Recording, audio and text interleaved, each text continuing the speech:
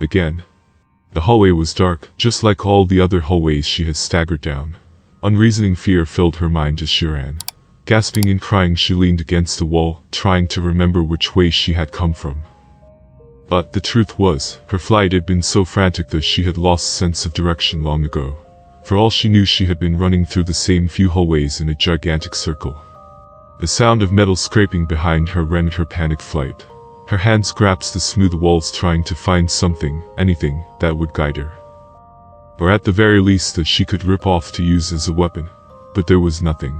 In fact, the only thing she felt occasionally was nothing when another hallway branched off from the one she was in.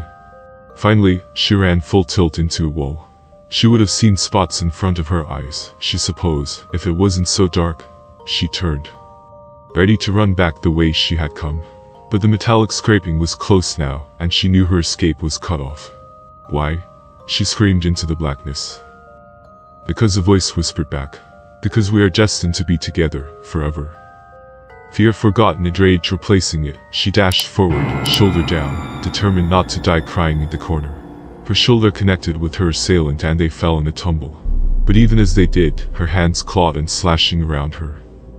She felt something sharp dig into her chest, once, twice, 3 times. Shuddering, she closed her eyes, feeling something blacker than the darkness envelop her, a sense of relief filling her. At least it was over.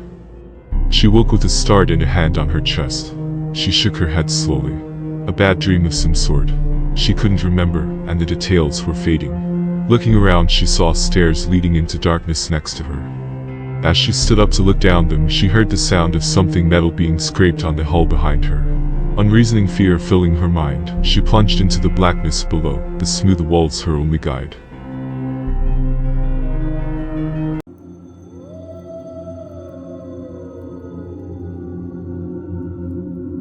For more scary stories, subscribe and we will deliver you stories that will leave you with no sleep.